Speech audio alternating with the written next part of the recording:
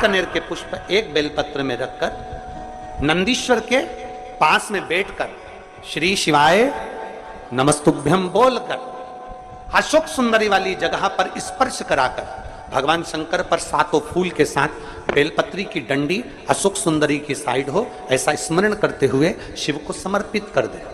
वही बेलपत्री 5 बार नमः शिवाय या पंचाक्षर मंत्र, षडाक्षर मंत्र या श्री शिवाय नमस्तुभ्यम बोलकर वही बेलपत्री 3 प्रदोष, 4 प्रदोष, 5 प्रदोष, 2 प्रदोष, जितने प्रदोष आप चढ़ा रहे हैं प्रदोष काल में, वो बेलपत्री लाकर अपने कक्ष में अपने पूजन वाले स्थान पर रखते जाओ।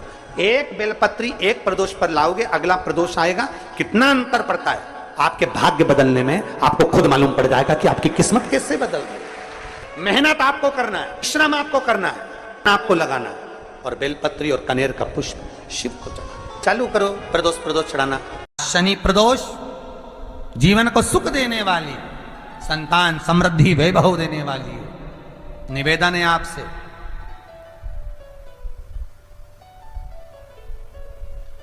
सूर्य अस्त का समय हो, प्रदोष का समय, प्रदोष काल, शाम के समय पर कटोरी में सरसों का तेल ले लीजिए।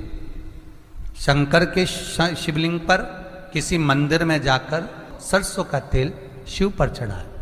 तेल चढ़ते समय शंकर के शिवलिंग पर त्रिपुंड बना दें।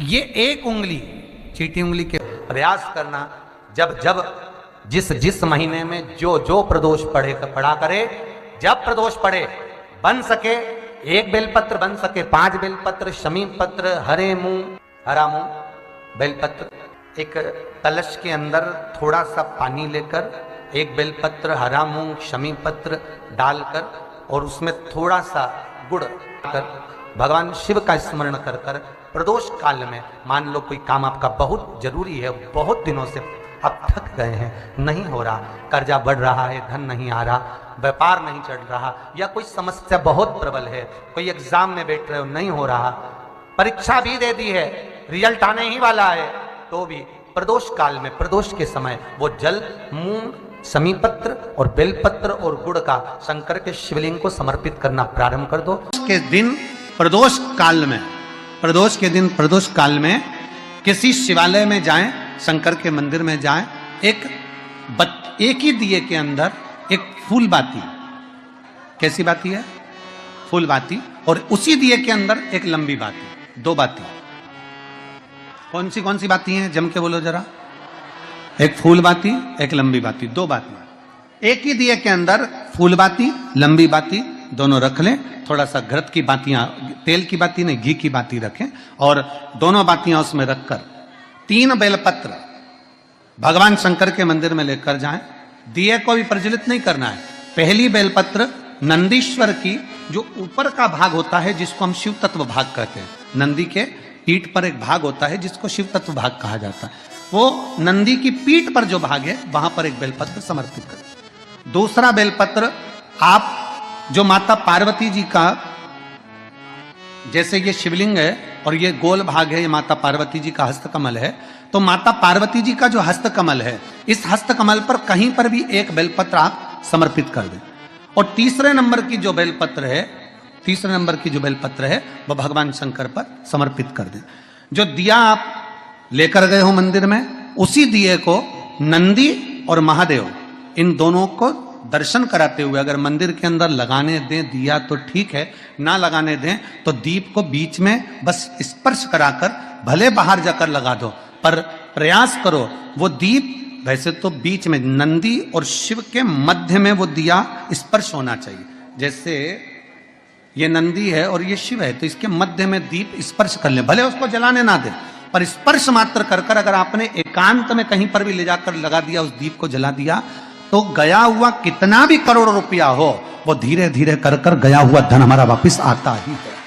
कोई खाकर भी बैठ गया तो देगा जरूर, वो धन आएगा जरूर, कैसे भी आएगा, पर अपनी संपदा वापस।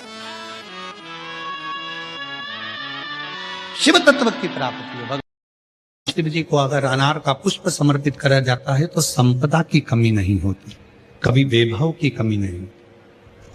केवल 2 महीना ऐसा होता है, एक होता है वैशाख का महीना, एक होता है ज्येष्ठ का महीना। ये 2 महीने में कभी भी कोई सी भी 2 प्रदोष, किसी भी 2 प्रदोष को ले लो और उसमें अनार का फूल, जो अनार का फल लगता है उसमें फूल भी लगता है, अनार का यदि पुष्प, एक ही पुष्प यदि शंकर के शिवलिंग को समर्पित करा जाए तो कभी, हम तो यहां तक कहेंगे कि कोई बहुत छोटे से छोटा व्यक्ति है, भले हाथ गाड़ी चला रहा है, ठेला गाड़ी चला रहा है, रिक्शा चला रहा है, उसके पास धन नहीं है, बहुत कमजोर है, पैसा नहीं है, बहुत तकलीफ में है, बहुत दुखी है, तो हम तो उससे कहेंगे कि या तो बैसाख के महीने में या ज्येष्ठ के महीने में कोई भी 2 प्रदोष को अनार का पुष्प यदि वो समर्पित कर देता है तो निश्चित है उसके घर में वैभव संपदा बढ़ना प्रारंभ हो जाती है, कार्य में उन्नति है।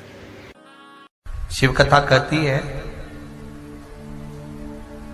नंदी का एक पांव जो ऊपर होता है, आप लोगों ने दर्शन करे होंगे शंकर जी के मंदिर में नंदी के, तो नंदी का एक पांव उठा हुआ होता है, एक पांव नीचा की ओर होता है।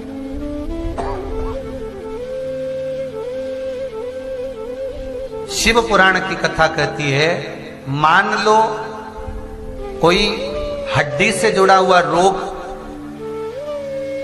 नेत्रों से जुड़ा हुआ, मस्तिष्क से जुड़ा हुआ कोई रोग रहता है तो एक नीले कलर का फूल आता है महाराज, उस फूल में हल्दी डालकर गुरुवार का प्रदोष पड़ने पर जो नंदी के पांव के पास समर्पित कर देता है महाराज, उसका रोग धीरे धीरे समाप्त होने लगता है। लिंग पुराण कहती है कि नंदीश्वर भगवान के सामने जो पुष्प समर्पित करा जाता है उसको, ये तो लिखा था स्कंद पुराण और शिव पुराण, लिंग पुराण कहती है जो फूल आपने समर्पित करा उसको लाकर पानी की बाल्टी में डालकर आप स्नान भी कर सकते हो, उससे भी हड्डी के जितने रोग होते हैं उसमें आराम लगने लगता है। जैसे कहीं शरीर नहीं चल रहा, हाथ झुन्न पड़ रहा है, हाथ काम नहीं कर रहा, हाथ में झुनझुनी आ रही है, कंपन आ रहा है, उसमें भी ये प्रयोग का पर होना चाहिए बृहस्पतिवार की प्रदोष। कौन से बार की?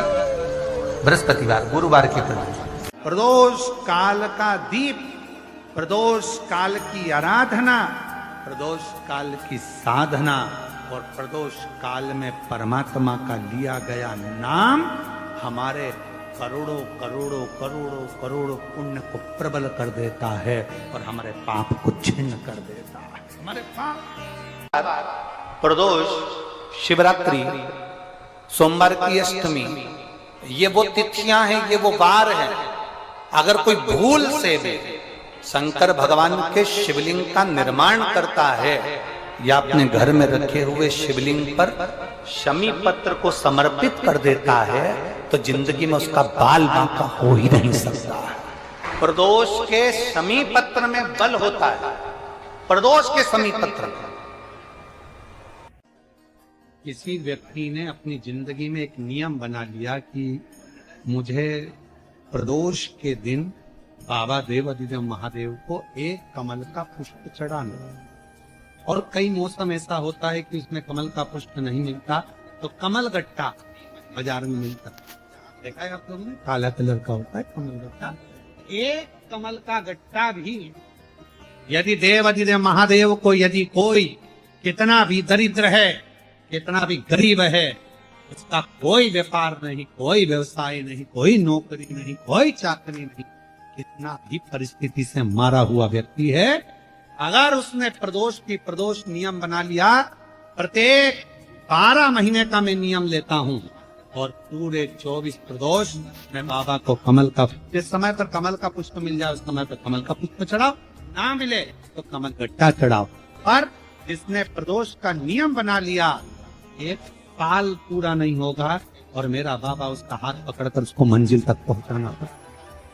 कितना भी दरिद्र, कितना भी दरिद्र। ये लोमश ऋषि की कथा कहती है, ये लोमश बाबा का चरित्र कथा, कितनी भी गरीब परिस्थिति क्यों ना हो, कितना भी दरिद्रपन क्यों ना हो, कुछ नहीं घर में। प्रदोष के समय पर अगर मान लो कोई भिखारी से भिखारी व्यक्ति भी है जो ठेला चला रहा है, उसके पास में खाने के लिए कुछ नहीं है, फटे कपड़े पहन रहा है, उसकी जिंदगी में कुछ भी नहीं बचा और कर्जे में लदालूम हो गया, एक चावल का दाना अगर वो प्रदोष के दिन, प्रदोष काल में शाम के समय पर शंकर के शिवलिंग पर चढ़ा देता है तो 3 या 4 प्रदोष में उसका कर्जा चूकना प्रारंभ हो जाता है। प्रदोष का विधान।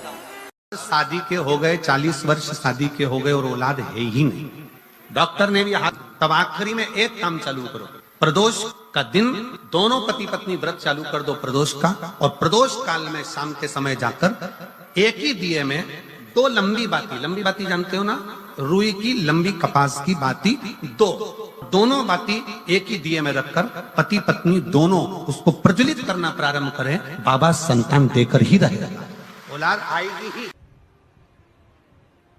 एक चंद्रमौलेश्वर महादेव का नाम लेकर एक चावल का दाना भी सुख देता। और मेरी जीजियां याद रखें, मेरी जीजियों से निवेदन है, कभी कभी ऐसा लगता है शरीर में अगर कोई गांठ पड़ जाती है, बच्चादानी में गांठ आ गई, चेस्ट में गांठ आ गई, शरीर के कोई अंग में गांठ आ गई, घबराना नहीं है, डॉक्टर का इलाज करवाओ, दवाइयां लो, साथ में एक नियम बनाओ, प्रदोष काल में 2 दीपक शिव जी के मंदिर में लगाओ और एक चावल का दाना शंकर भगवान पे चढ़ाना प्रारंभ करो।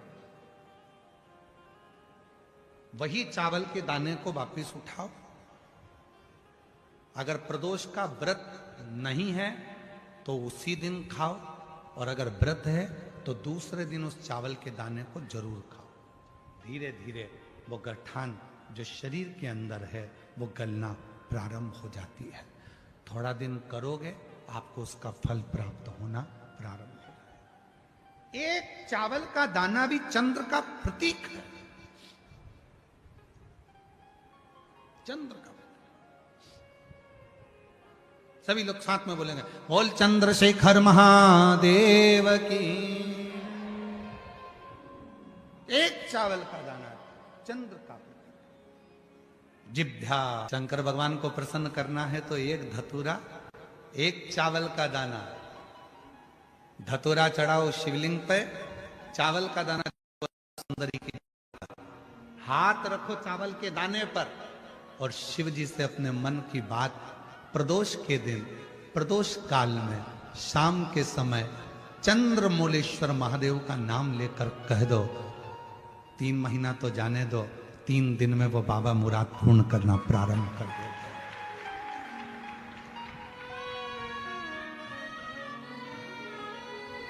किसी भी प्रदोष के दिन एक धतूरा यदि हम शिव जी पे चढ़ा रहे हैं, एक चावल का दाना अशोक सुंदरी वाली जगह पर चढ़ा रहे हैं और अपना हाथ उस चावल के दाने पर रखकर चंद्रशेखर चंद्रमौलेश्वर महादेव के नाम का उच्चारण कर रहे हैं। श्री शिवाय नमस्तुभ्यं, श्री शिवाय नमस्तुभ्यं उच्चारण कर रहे हैं, दिल से प्रार्थना कर रहे हैं, निवेदन कर रहे हैं, नमन कर रहे हैं, बाबा को अपने मन का भाव कर रहे हैं। तो वो 3 महीना तो बहुत दूर है, मेरे बाबा ने अगर कृपा करी तो 3 महीने में मेरा बाबा करुणा करना, दया करना प्रारंभ कर दे।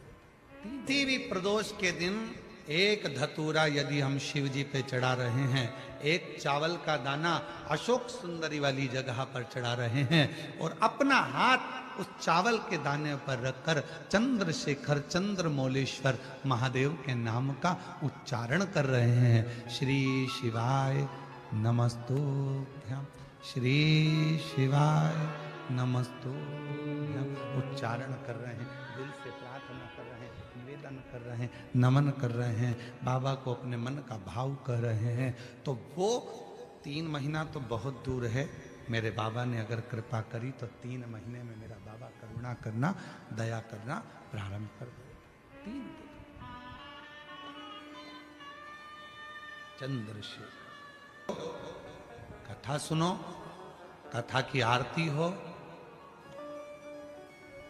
प्रणाम करना, रज को अपने मस्तक से लगाना, विनय करना, बाबा बहुत दुखी हूं, मेरे कालाधिपति महाकाल, हे मेरे चंद्रशेखर महादेव,